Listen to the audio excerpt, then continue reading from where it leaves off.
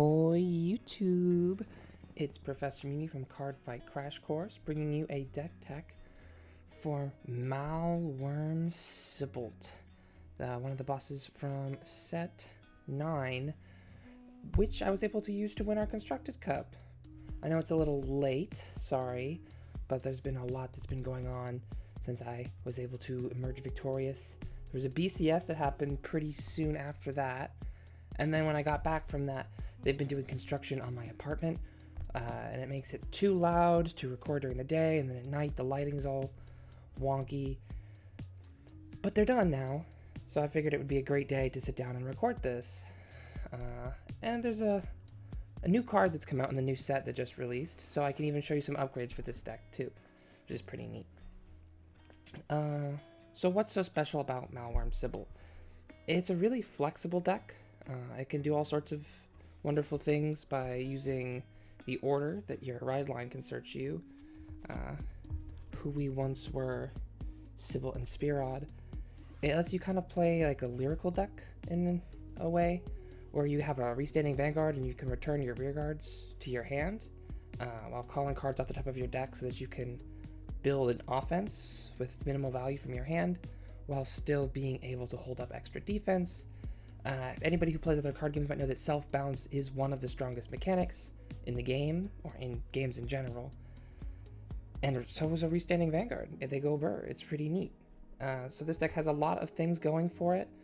And if I was able to win a set 9 Constructed Cup against things like Heartluru, considering that's a large portion of the metagame right now, it has a lot of potential for the metagame at large.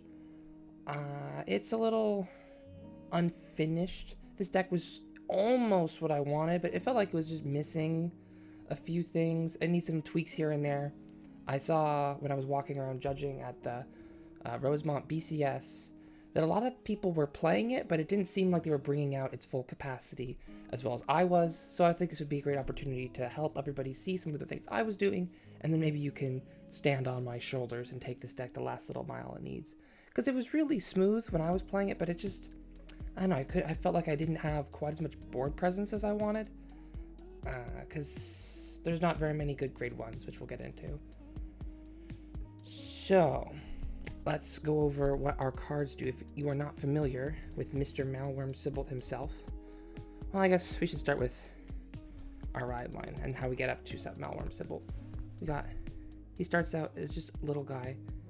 He's little and he has his friend Sybilt, and then as he grows in his evilness, he corrupts his poor friend, Corrupted Heart Spearod, Distorted Heart Spearod, I'm sorry. And they slowly change them, and it's so sad. Because if you're not familiar, Sybilt is the main antagonist from the first few anime seasons, and that's no spoilers, but now doesn't just decide to be evil. Something's amiss with evil now. What's up with that? So I thought the sleeves were pretty perfect. I didn't play this weekend actually to get these two tops from the standard prize and the premium prizing. I can't recall how you got this one, but my partner who was there was playing was able to top both days. So I play with her a lot. We talk a lot about the game, so I have a lot of insights about the format. So hopefully I can be able to share at least some of those with you guys, so you can learn a little something. So when you ride up to your grade 1, he lets you search the order that the deck is built around. Well, it's not built around, but one of the most important orders in the deck. Oh boy, I'm sitting on my coat. Ugh. Let's see. Who we once were, Spearod and Sybilt. It's an order card, it's grade 2. This is always the hardest part of these videos, is getting you guys to be able to read the camera. I don't want to edit this. If editing videos is a lot of work, and getting down and sitting in front of the camera is hard enough. There we go. That'll go into focus eventually. So it says, play this card if you have a Vanguard with Spearod or Sybilt in their card name. You put it in your soul, which is very important, and your Vanguard gets the red text for once per turn. When one of your units without Sentinels retired from rear guard, other than during your main phase, you put it into your hand. And then in your drop zone, when you use Sybilt's effect to stand, his drive is set to 0, but you can get rid of this card and discard a card, and his drive will go back to 1. So it doesn't let you plus with the drives, but it lets you filter out dead cards from your hand, which is pretty important. So we can use this to make it so that we don't have to lose rear guards when our cards are retired, because that's what Sybilt, the grade 2, or the grade 2 Spearod, and the grade 3 Sybilt do. Grade 2 Spearod has an on-attack effect where you retire a rear guard, and you show that you're playing Sybilt to draw a card and then get +5. So instead of this being a card neutral effect, where you draw a card and retire a rear guard, that since the rear guard returns to your hand, you can abuse its on-place effect again and draw a card, so it's just a plus. So it's a decent enough ride line where your grade 1 can search you in order for no cost. You just get to show that you're playing Sybilt, and then you search your deck for the order, put it in your hand, so that's a +1. And then when you play the order, well, sure, that's playing, it's not really a plus per se, but it enables you to plus this, and then it gives you a filter later when you're able to use it to fuel our big bad boy Malwyrm Sybilt. Malwyrm Sybilt says, act, you can Soul Blast 1, and you choose the same number of your rear guards as your opponent's vanguard's grade, and you give them the mental polluted state, which I will call them going stupid from now on. They get +5, and at the end of the turn, they retire. They're too powerful to exist. They're too stupid. And he has 2 other skills. The first of the auto skills says at the end of the battle that attacks a vanguard, you counterblast 1, and you choose one of your rear guards that's stupid, or your vanguard, and you stand it. Their drives become 0, they get +10, but if your opponent's vanguard is grade 3, you get to make 2 choices instead of 1. So you can't stand 2 vanguards, but you can stand him and their rear guard. And then his last skill is a once per turn. When your rear guard in the mental polluted state is retired, you draw a card. So even though you'll retire up to 3 rear guards during your end step, you're only going to get to draw 1 card, which is unfortunate, but or 2 or 3. But you can use the order to bounce those, and he has cards, like singular card, that will enable him to bounce even more rear guards. So you can actually not lose out on anything, because retiring 3 of your rear guards and only drawing 1 card seems pretty neg, and it is, but if you combo it with the rest of your cards efficiently, you can actually profit off that effect relatively well. You can use it to replay the on-place effects without losing any cards, and since you trigger the draw effect, it is just plussing, which is really neat. You get to efficiently attack and block. Camera, please focus. Oh well. Well, since we are going through our orders, since we have to play a few, I might as well tell you now that we're going to play the one and only Fire Regalis TMCR, since we were trying to build our board efficiently, and since our archetypal order discards 1 card, you can discard the Fire Regalis, and then next turn you can play it from your drop zone. I'm pretty sure most of you are familiar with the Fire Regalis, so I'm not going to bother showing you. It's a very common card. Well, triple rare, but it's relatively commonly played. The last order card we're playing is Drag Resonance. It's been reprinted recently in a promo pack. You could even get them foil nowadays. It's pretty simple, just a grade 3 order. It says choose one of your vanguards and it gets their skill. Auto, once per turn. When this unit stands, all of your front row gets +10 until end of turn. I wouldn't normally be playing a card like this, but it combos really nicely with definitely not Teeth Fault, Dragritter, what's her name? Latifa?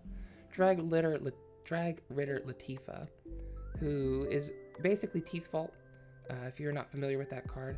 When this card is placed on rearguard, other than by a unit's card ability, so if you place it from your hand, so if you normal call it, or if you call it off of the Fire Regalis, then you can Soul Blast 1 to look at the top 5 cards of your deck, choose a card from among them, call it, and then you shuffle. Or you can add a normal order to your hand, which is neat. And then when it attacks, it gets power equal to the number of empty circles on your opponent's side of the field in the same column. So it can get +10, but considering this deck doesn't have very much retire, It doesn't usually get the whole plus 10k. Usually the best you can get is plus 5 off of retiring an opponent's rearguard with an attack with one of your weaker pokes. But this card is really strong. People have been playing Teethfault a lot in Keter Sanctuary decks because of how useful it is to get advantage for Soul Blast, because normally in order to get an extra card, it costs a Counterblast, but using it for Soul Blast is an extremely efficient rate. And by using the grade 2 order that we search from our ride line, you have access to this card on turn 2, which is really clean. And you can use it to fill our field for Malwyrm Sybilt so that we have enough cards to make stupid. Because if we don't have enough cards on our board, we're not going to be able to fuel our engine as much as we'd like. Having only 4 normal orders isn't quite enough though. So I decided to play 6. It might be... Some people would think it's not enough, because there are some turns where I wouldn't play an order, but there are many turns, arguably more turns, where I had too many orders.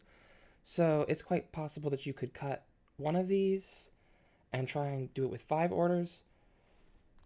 But I like the push you could get at the end of the game, where you would be swinging with a lot of really large numbers, and then if you Persona Ride and play Drag Resonance, you could really cleanly end a game that you've been pressuring out early.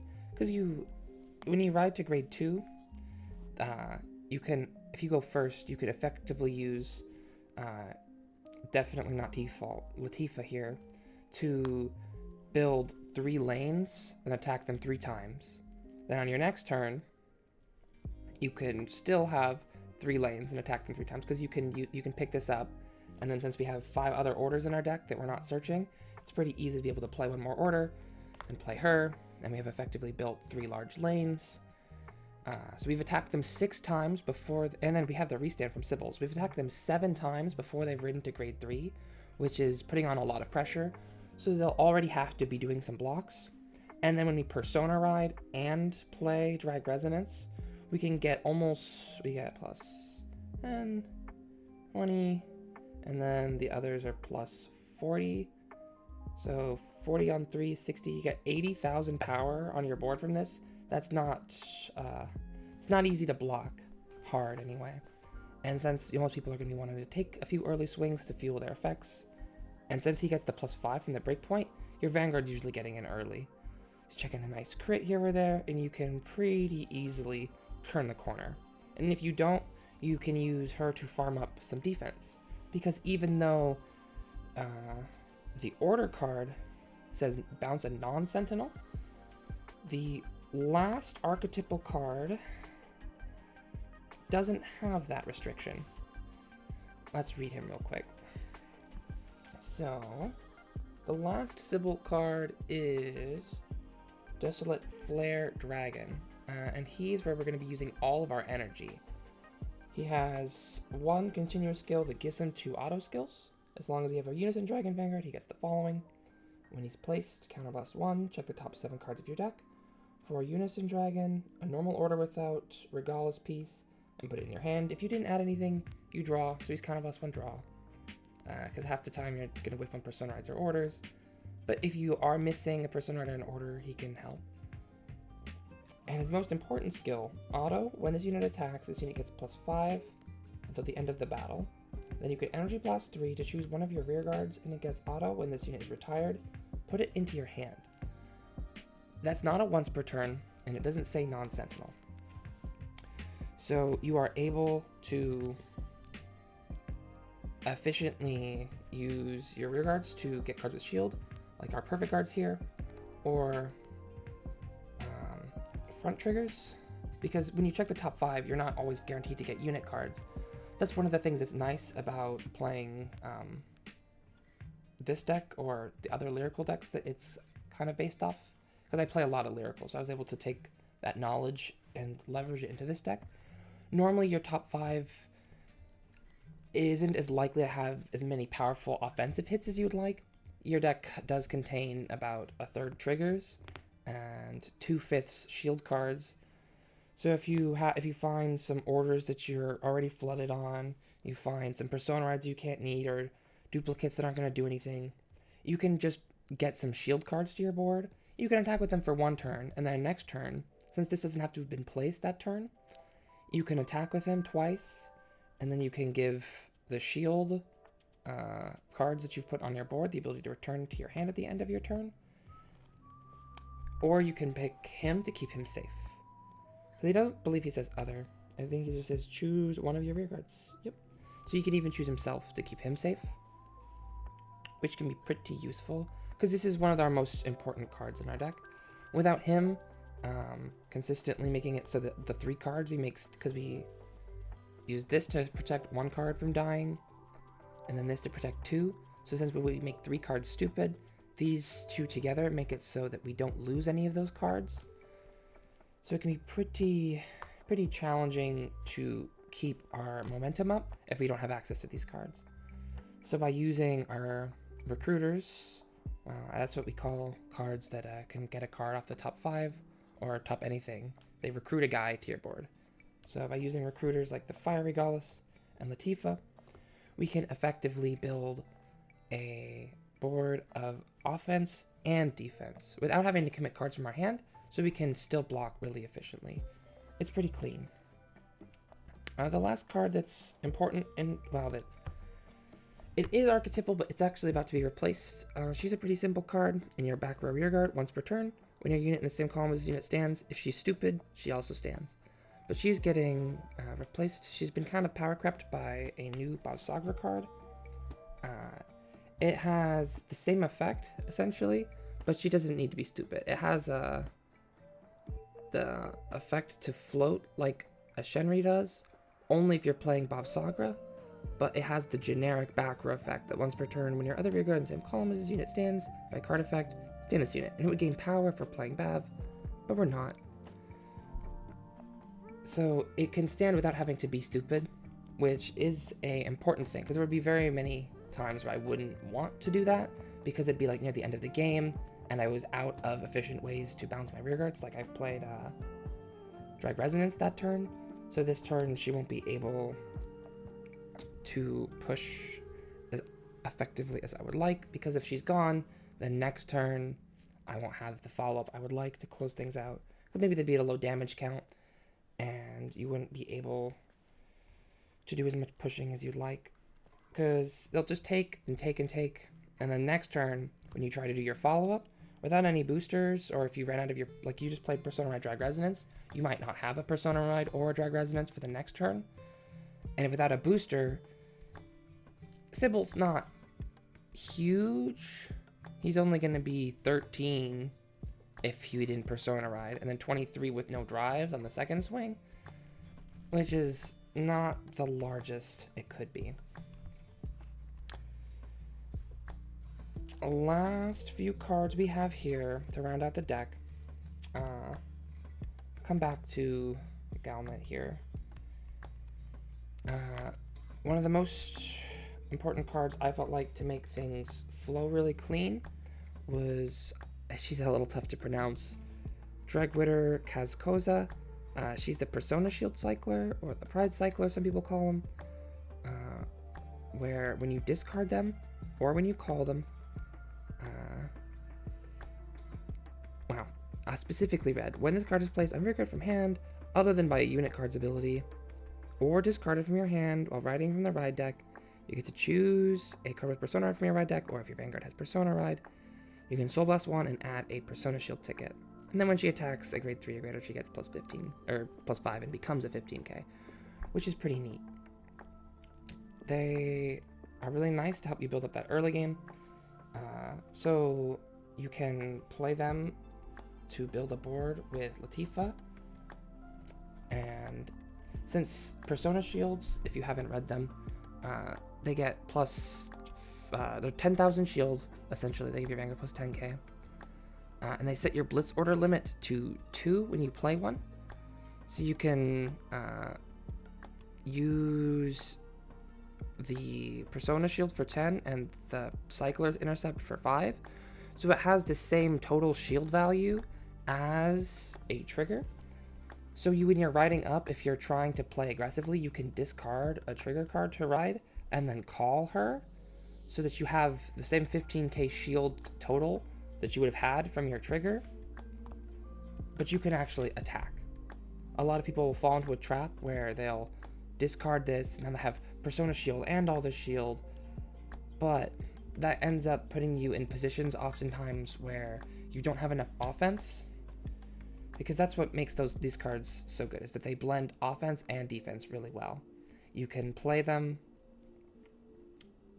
to push and also play them to block, because you need to be able to fill your field early but then also refill it late, and it's tough to refill it late if you're having to discard your units in order to block. But if we discard free cards and make room on our board by intercepting, then we can get maximum value out of Latifa. It's also really nice to be able to bounce either of these cards to our hand, since they have very powerful on-place effects. So I think we've really managed to have a good amount of on-place effects. We might be able to get away with cutting like 1 or 2 of these cards to make room for something. Maybe now that we have better restanders, you could make room for that, because I felt like the deck might need just a little more boost power. But that's homework for you guys. I'm off to new and better decks. Well, not new and better. New and more fun for me decks. I haven't had a chance to play this since then.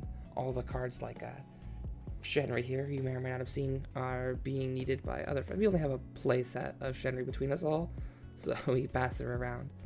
Shenri is what's enabling us to use this many Soul Blast effects. When this unit boosts, if your opponent has 1 or less rear guards, or you play it in order, she gets +5, and at the end of the battle, you put her in the soul and you draw a card. Since we have multiple cards like Latifa and Desolate Flare that are going to add the orders, and our ride line searches the order, we can pretty consistently have the leverage we need to play those orders so that we can trigger our Shenris, so that we can have enough soul to use our Soul Blast effects here.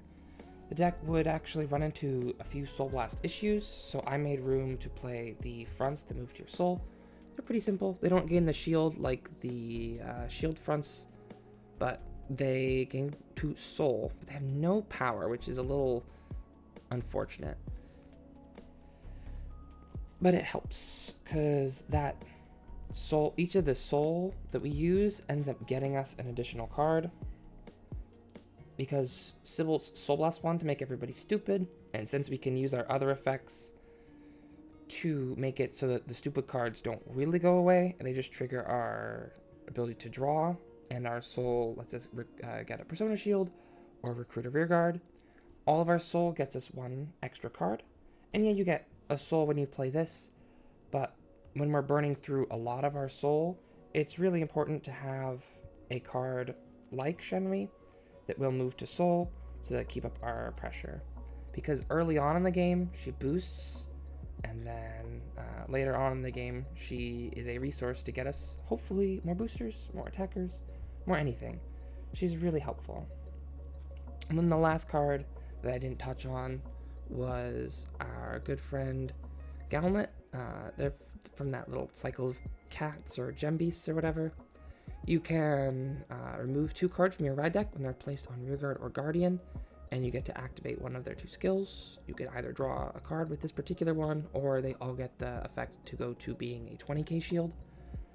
I'm only playing 1 because you can use ones twice, like you recruit it off of Latifa, you play it, you remove your 0 and your 1, you draw a card, you bounce it, and then when you Persona Ride, then you'll have all 4 of your cards in your ride deck that were in your ride deck in your drop zone, so you can remove them all, and you can get the shield value out of it.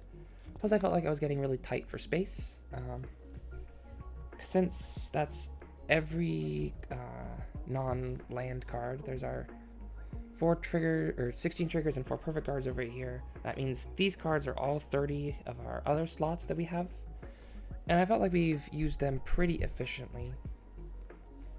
We have 5 cards for top end.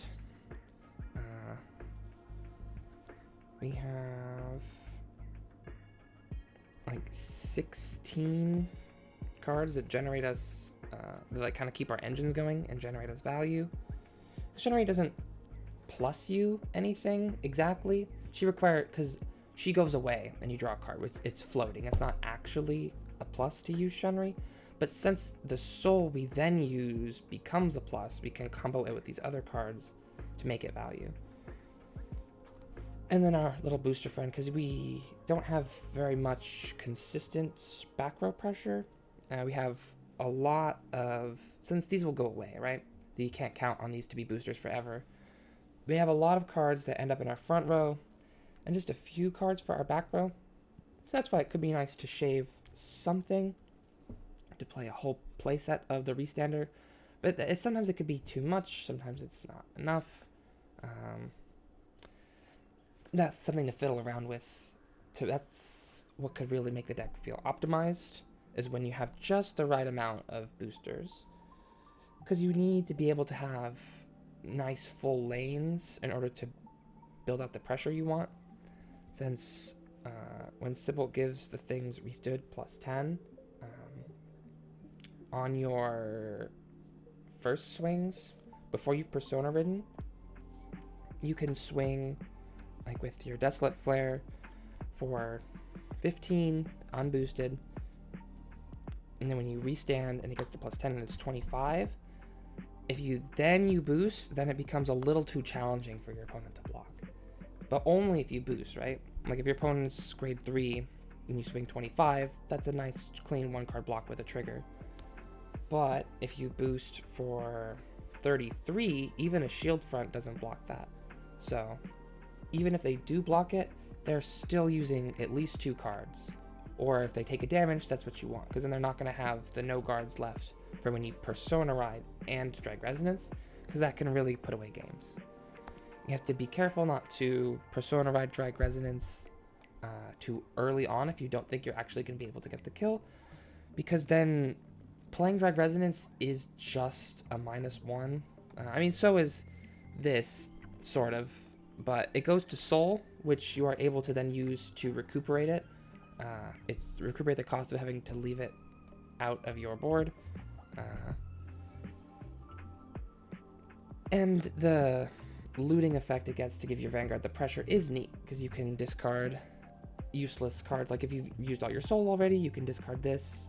Be careful, you can't discard the Persona Shields. They have a continuous effect where you can't discard them during your turn, but you can discard them on your opponent's turn, because the continuous effect is only live during your turn. So keep that in mind. If you have too many of them, they're okay to pitch to your perfect cards. Speaking of our perfect cards, one last thing you might notice is that I'm actually not playing Elementarius Sanctitude, which most people just include in their decks without much thought. And the reason I'm not playing Elementarius Sanctitude is because it is a blitz order. You cannot call blitz orders to rearguard, and it's really, really important that we can do that. Because, one, we're already getting plenty of blitz orders from our Persona Shield friend, so we might have a little bit of a issue where we have too many of them in our hands and we can't play them all. Cutting ourselves off of our own shield and wasting our resources is not where we want to be. But when you're struggling to build boards, it's really frustrating to have cards in your hand that you can't attack with. Because then normally you wouldn't want to, but when you can use effects to return them to your hand, it's really important that you can put them to field. Because it's really, when you're being pressured down by decks that can swing for quite large numbers and you need to find your perfect cards, being able to have a few checks to find it off the top 5 and then call it and then put it into your hand is really important. Having 4 is a lot better than having 3. I have one of them with a different art so that I can know when Elementaria would have been costly in that situation. I do that in a lot of my decks. It's kind of funny. Other than that, we have 8 critical triggers. It's important to play the ones that move to your soul in this deck because of how critical our soul can be. If you aren't going to have any Persona rides, or stuff like that, or your recruiter calls one, this can be really useful. It gives you the soul you need, and the 2k can actually come up because the 2ks from the crits matter when you have a board that is a 0, which is the crit, a 1, a 2, and a 3. But since our board has grade 1 cards, our Vanguard's a grade 3 card, and we're built around having a lot of these grade 2 cards, it's really easy to put the 2k onto a grade 1 to make it a 10k booster, so that a 13k attack plus the 10k boost hits a new breakpoint.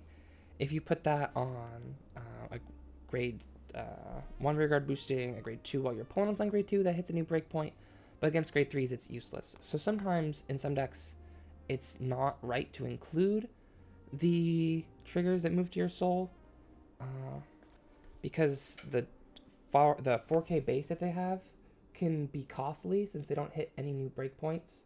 But if the 0 boosts a 2 against a grade 3 that hits 14, which is the same magical number as 15, and then the 2k can go over to the grade 1 and make everything just a little stronger.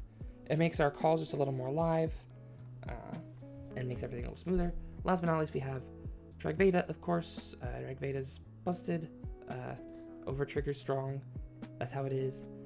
I felt like there was just enough soul so that we didn't need to play all 3 of the fronts that moved to soul, and there was just enough room to play one that gets the shield. You could mix and match with these as you add and remove cards that cost soul. You could play what you need to make things feel smooth. And lastly, not just for this at 9 Cup, but for the BCS in season in general right now, the counter heals that get extra shield when your opponent's unit have restood are very useful right now. Many of the decks that I was deck checking in Top Cut were playing a playset of this, well, not this card specifically, but the cards that have this same effect, because every nation has cards like this. If it would come into focus, that would be nice. Alicia, when she topped my partner, she had an entire playset of this in her deck, as well as quite a few other notable players I see around a lot of the time. They're really strong right now because this deck restands. Heartluru has restanding rearguards. Bavsagra has restanding rearguards. Vergilia has restanding rearguards. And the new set, Drajuld's going to have restanding rearguards. I don't know if he's going to be the biggest, baddest boy on the block, but he is still going to be around. He's a popular guy. It's very few decks that are strong in the current format are not restanding their rearguards. The only ones I can think of from the new set is the Moon guy, Weisruger. He doesn't restand his rearguards, but I think that deck's a little overhyped, so I don't think that the few bits of shield are going to be missing are going to be the end of the world, considering that some of the cards are relatively easy to block with just a 10k anyway. Most of the other decks that aren't restanding their rearguards, you might be able to just overpower with raw strength, since they aren't quite as powerful as some of the other decks in the format that you are practicing against. The big 3, Vergilia, Bav, and Heartluru, if you're consistently practicing against those and you can feel like you can compete with them, then having a little less shield in some of your easier matchups is okay. Oh, I have a little bit of my tea here.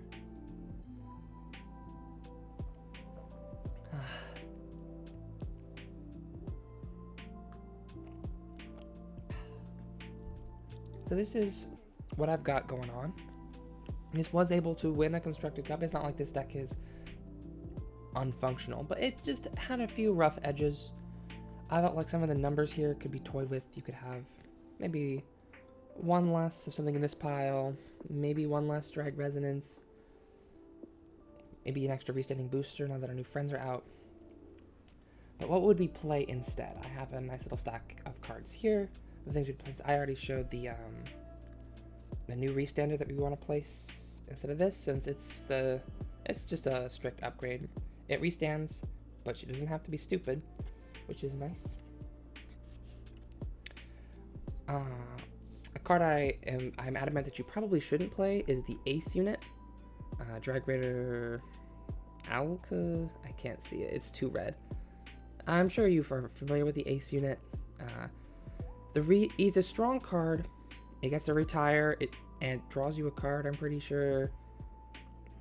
Yeah. Draw a card. Super Omega kill one of your opponent's rear guards. And it gets big.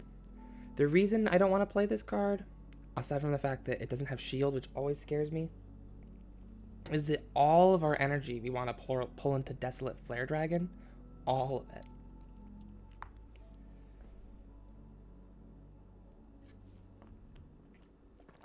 Our deck is built around reusing our rear guards. And we're not going to get advantage if we just let them fade away. I mean, Energy Blast 3 to bounce something is similar enough to Energy Blast 3 to draw something, right? And it's even bigger than Desolate Flare, and you also get a retire out of it, which could help her. So I'm not going to, like, hold it against you. If you want to play the Ace unit, it's a relatively good card. But I really like being able to consistently reuse cards, because if I'm using Desolate Flare, I want to be picking up other rear guards that I use the on-place effect of again, like my Shield Cyclers or Latifa. But if I'm playing the Ace unit, I won't be able to effectively build a board like that, because then you can only use this effect once, so bouncing it doesn't really do much. I'm not going to be able to use it on place effect again. And then if you have a Latifa, then how do you effectively build a board with 3 grade 2s on it? One of them is going to waste. And I suppose I have had many games where there was an empty circle lying around, but then the plus power from the mental polluted state isn't really doing much, or I guess I don't have to mentally. It would just be a little awkward. Maybe it's worth a shot. You could give it a try. I didn't think that it was a priority, but the more I talk about it, the more I convince myself that I wouldn't be opposed to the idea fundamentally. I'm just not sure which of these cards I'd remove for it, considering I really like all the cards in the deck as it is. It feels really nice, and I know I probably have to increase the back row a little bit, but this isn't helping with that issue, right? That's an additional front row card. It wouldn't really change the structure of how the boards develop, which is part of what I was struggling with. A card that would kind of help with that is Forward, and what's his face? The grade 2 Dual Nation card for Dark States and Dragon Empire, where when he's placed, you can Soul Charge 1, and then he gets +5, and then you can Counterblast 1 to call a card from your soul, usually Shenri, or to retire an opponent's rearguard. So you can use that to Counterblast 1 to draw a card and get a booster. Draw a card because you're going to call Shenri. And then, since he gets a +5, and since you've probably played an order, the Shenri gets +5, it makes a 28k column, which is very respectable. Come on. Go into focus. Even if you don't use this effect to call a Shenri, or the Counterblast effect to do anything else, but the deck has had a little bit of soul issues every few games, so it would be nice to be able to include this. Picking up its on-place effect, or picking it up to use its on-place effect again, could be kind of neat, so it has potential to fit into this deck, but again, I'm not sure I really like it any more than any of the other cards. So if you have this card and not some of the other cards, this could be worth experimenting with, since he's quite useful. You might be a little worried about how much or how little Counterblast we're using in the deck right now, but Sybilt counterblasts 1 every turn, and Desolate Flare Dragon can counterblast 1. Considering that we can pick up and put down Desolate Flare Dragon, it is not too difficult to use all of our counterblasts efficiently, and sometimes you even have troubles where you're like, oh, I'm going to place this Desolate Flare Dragon, but I don't want to use this counterblast. So it's not necessarily like we need another counterblast outlet. But since our deck is struggling with Soul, you don't necessarily need to use his Counterblast for him to be important either.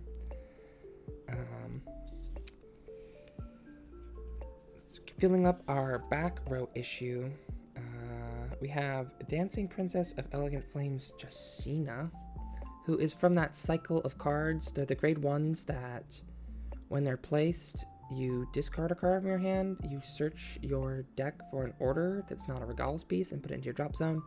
And this turn you can play it from your drop zone, but it'll go back to your deck when you play it. It's the same kind of card as Avarice Wrestler, which a lot of the Heartluru decks are playing. I'm not going to comment about how many of those they should or should not play. That's a whole thing and a topic for another video. She's neat. You could play her instead of maybe one of the Drag Resonances. That could be cute. I was thinking about doing that, but I didn't end up getting around to testing that out.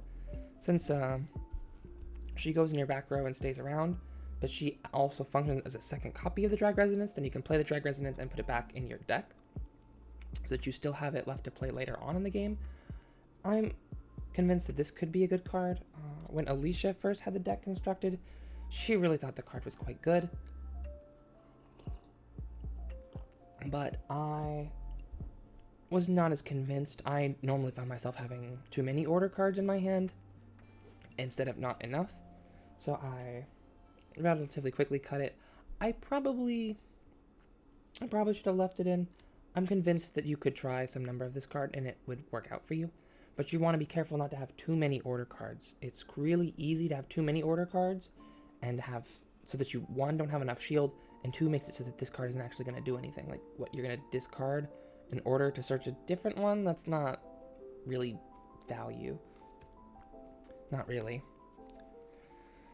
The last few cards to fill out our back row slot. I don't think this is going to be much useful, or isn't going to be very useful, but a lot of players have this lying around, so it could be neat. You counterblast one when she's placed to check the top 7 for a grade 3 card, put it into your hand, and if you didn't, you countercharge, and then when it boosts, if your opponent's regular retired, it gets +5. Our only targets are the Fire Regalis and our Persona Rides. We already have a card that is going to check for Persona Rides if we're desperate for them. We're not actually retiring things, so she doesn't trigger. I would recommend not playing this card, but if you are the kind of player that's really desperate, I guess it's Drag Resonance too. If you're the kind of player that's really desperate for Drag Resonances and you have these lying around, this card is fine. I don't like it very much though. The last one is pretty useful. It was actually released in the same set as Sybilt. There was that cycle of grade 1s where they all kind of have 2 effects from other important grade 1s stapled together. This one has an effect that lets him, when he boosts and hits, you can retire him to countercharge. At the end of the battle that he boosts, even if it doesn't hit, you can counterblast one and retire him to search your deck for a Persona Ride, put it in your hand and shuffle. And then when it boosts a Vanguard, if your opponent's Vanguard is grade 3 or greater, he's a 13k booster, which is neat. Keep in mind, of course, that you cannot use the countercharge effect and the counterblast effect at the same time. Even though they have the same timing and your attack hits, you will not be able to pay the cost for both. So keep that in mind. You will have to choose which effect you want to use. Instead of checking the top 7 for a counterblast like our last card, you search your whole deck, which is really neat. Because this card would counterblast 1 to maybe get something, where this is counterblast 1 to definitely get something, but this always at least gets you a card, whereas this doesn't actually get you a plus, because remember, you have to get rid of him in order to search the Persona Ride, so it's card neutral in the end, whereas Desolate Flare Dragon is a counterblast 1 to go +1, whereas this is a counterblast 1 just to guarantee you have a Persona Ride, which, considering how many cards we're able to go through in our deck, it's not necessary. It could be nice, the countercharge could be nice, but I didn't feel like I needed to have this card. The last card that you could play, but I personally didn't want to, is Defensing Roar. A lot of people really love Defensing Roar, and it is a very strong card, don't get me wrong. Choose one of your guardians without Sentinel, and when it at the end of the battle, it gets +10k shield, and you can bounce it. It's neat, but again, just like Elementary Sanctitude, it is not a unit card. We cannot call this. We cannot attack with this. Latifah doesn't search it. Says she searches normal orders. This searches normal orders, our Desolate Flare Dragon. So it's, because we're playing relatively defensively with all of our extra shields and stuff, but we already have Blitz orders from our Persona shields. So it can be relatively awkward to make use of the Persona shields and Defensing Roar, because keep in mind, if we play Defensing Roar first, then we cannot play a Persona shield later. You have to play Persona shield first, and it can create these awkward states where you can't quite use all of your Blitz orders efficiently. So if you decide to remove her, then it could be nice to have Defensing Roar in your deck, because this is a relatively defensive deck. Well, it's not like super defensive, but we do have the ability to farm shield and to hold up a lot of defense while still holding up offense. It could be useful, but my philosophy with Defensing Roar has always been, if you want to play it, you should probably play an entire playset. And now I know you can't. It's limited to one, so you can only have one Defensing Roar. But if I would have played a playset, then I'll put it in. If I wouldn't have played a playset, I usually won't bother. Because it's neat that, wow, this card combos with my over trigger super well, but one of comboing with another one of, that's great and all, and that'll win you some games, but it's not a very consistent strategy, especially if your deck is playing draws. This deck is playing fronts, but Defensing Roar has anti-synergy with the soul fronts, because the soul fronts would like to go to soul, and the Defensing Roar can pick them up, and then you might not even have another opportunity to put them into your soul. Your opponent might even decide to not attack you so that you can't get your soul, so that you can't make Sybilt make everything go stupid to cut you off of an attack. So you have to be very careful with that. Perhaps in a world where you're not playing this, and therefore you don't need as much soul, you can play the shield fronts, and then you can get more consistent value out of Defensing Roar. But unless you make a major overhaul, I would recommend against Defensing Roar. Pretty much covers everything. We've covered our ride deck. We've covered all of our main deck decisions. We've even covered all of our trigger choices, which I had a little more tech in the trigger lineup than most decks do. A lot of decks are like, 8 crits. You play whichever one of the other draws or fronts that you feel like it. Some heals, then you're good. But the crits that move to soul are very useful in this deck. These came up multiple times, and in the final round, the plus 2k did hit an important breakpoint that helped me out a lot. So I stand by that these are very important in this deck. Not in all decks. There are many decks I'll tell you that you don't want to play them, but in this deck, for sure. The nice split on our fronts here, to have 2 soul fronts and 1 shield front, because I did the math on about how many soul I would need. That's neat. And then the tech for the current format, where you would like to be restanding your rear guards, and since you would like to be, your opponent probably is as well, even in set 9, everything except for 2 of the decks restood. I got pretty unlucky, and I played almost exclusively against decks that did not restand, like Ave Mujika and the Dimension Police deck, but they didn't hold me back. I was obviously still able to win this beautiful mat here, thanks to my deck building decisions. Everything worked out super smooth. It could have been better, of course. I felt like some of my games were close, and I could have had some more crushing victories if my board was a little more developed, but it can be tricky to get all the things right. I felt like this was a really good starting point, and if you are interested in getting into a Dragon Empire deck that lets you play in a much more fluid style than just kind of call things beat face, this does let you do that, but with a lot more finesse to it. You can do quite a lot with a little. This one card can extend you into lots. You call her, you call another card, you pick her up. Next turn, you call her again, you get another card, you pick them all up. Next turn, you do it again and again and again. You can get a lot of value with very few cards. That covers everything, and we've got a few minutes left before we hit the 1 hour mark. So I might as well do one of those little redraw exercises I like to show. Just real quick. thank you all very much for sticking with me. I know I talk a lot, but there's a lot of moving parts to this game. It's complicated, and every card choice matters quite a lot, especially when it's easy to go through your entire deck. When you see every card in your deck, it's not too tough to have every decision end up mattering each game. Be careful not to shuffle face up like this too much, especially at real events. You can do a form of cheating where you shuffle with your deck face up like this that I had to reprimand somebody for because I did catch somebody cheating like this at Rosemont. What I'm doing right here isn't that form of cheating. Anybody who's played Magic might have heard the term mana weaving, where you take your deck and you very evenly space out the lands between everything, so that way you never get mana screwed or you have too few lands, but then you also never get mana flooded where you have too many lands. Since everything's nice and evenly spaced out, you have much smoother draws. But it's cheating because that means your deck has not been sufficiently randomized. You are not presenting a random deck for your opponent, and that is a form of cheating. Your deck should be random, so you should shuffle it for real. That's why, if you notice right now, I take those piles of cards and I shuffle them two different ways. I shuffle them like that, and I shuffle them like this. In the rulebook, this is a riffle shuffle, this is a Hindu shuffle, and that one where I made all the piles is a pile shuffle.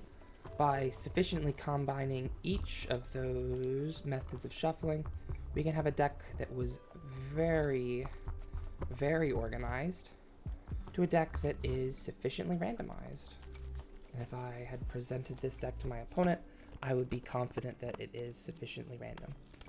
I have no idea where any of the cards are. I don't believe that any of the triggers are any farther apart or closer together than they would be on average. Everything is nice and random. Boom, boom, bam, bam. Alright, so what are we working with? 1, 2, 3, 4, 5. We have some top end we don't need, a recruiter, an order, a Shenri, and a heal trigger. Normally I like to keep heals in my hand, or I mean not heal, triggers in general in my hand for defense, but this doesn't have the extra shield until late. So right now we would be caught a little bit with our pants down, but triggers are 1 and 3, so we've seen 1, and if we put 2 back, we'll now see 7 cards, so it's quite likely we find another trigger. We would like to keep these 2 to have an efficient early game, and then would like to have our order for a follow-up play the next turn. So I'd put those back, I draw 2 cards. I didn't find a trigger, but with the Persona Shield Cycler, remember what I said, it has the same shield value as a trigger total, between its 5k and the 10k it generates. So I might have to take a bit of a beating if our opponent turn 1 rushes us. We would be able to stabilize from there, clear out their board, and build up some shield. So this would be a pretty good hand. I'll put this in the winning hand category. The 5. 1, 2, 3, 4, 5. This one is pretty rough. 3 perfect guards and an over trigger. Plus Latifa. I would consider keeping a perfect guard. Since it can be, it's really frustrating when you have those games where you go super deep into your deck looking for one, and you just never find one, and then you die. And I'd be like, oh, I'll probably draw a trigger card. Again, same math as before.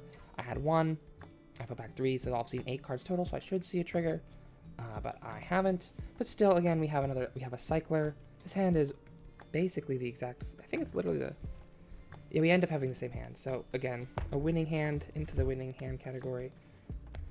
Yippee.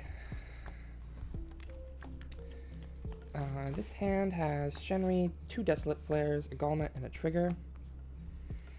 That's tough. That's tough. Considering how important these cards, because I want to be looking for Latifa, but this hand could easily be much, much worse. This is one of those hands where I would begrudgingly keep it, where I can't build my board as efficiently as I would like, but if I put back some cards on like draw, order, trigger, persona ride, something like that, then the hand would just be worse than it was before. Because with this, if I have 2 Desolate Flare Dragons, then I can push pretty well. That's tough. This would be a questionable keep. I would begrudgingly end up keeping that. I would complain out loud to my opponent, and they'd be like, "What are you talking about? Huh? Why are you whining?" This one's pretty neat. We got 2 triggers, a Shenry, a Restander, and our order card. Honestly, I would put back 4 and just keep our Shenry, because we're probably gonna get another trigger, so we have enough shield, and then it gives us maximum value or maximum dig to find a card to build our board up efficiently, because none of these were grade 2s we could build our board with. We didn't find one. We have plenty of shield, and this hand is a medium, but it's not like terrible. I'm gonna put that over there in the medium hand. Shoop. Shoop. 3 triggers and 2 wonderful grade 2s. Again, since triggers are 1 and 3, but we've already seen our 3 triggers, so it could be questionable to put them all back and draw 3 cards. But we have our friend over here who has the same shield value as a trigger, and we end up with a good hand. So another hand for the good hand pile. 1, 2, 3, 4, 5. 3, 4, 5. The Firing Alice. This hand is neat, but it almost has too many grade 2s. I would probably... that's tough. This would be a begrudging keep. I don't want to necessarily keep Desolate Flare Dragon in our hand here, but he might not come back to us, so that'd be a begrudging keep. I would keep that. I would whine about it and moan, but I would do it. There's only 3 cards left in our deck, but this hand is...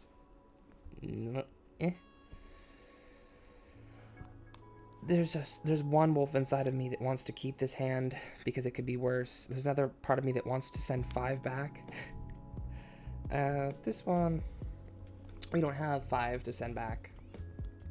We would just have 2 heals and our Sybilt left. This one be probably a 5 back for me. I'm courageous sometimes. I has Desolate Flare, which isn't going to do anything until turn 3.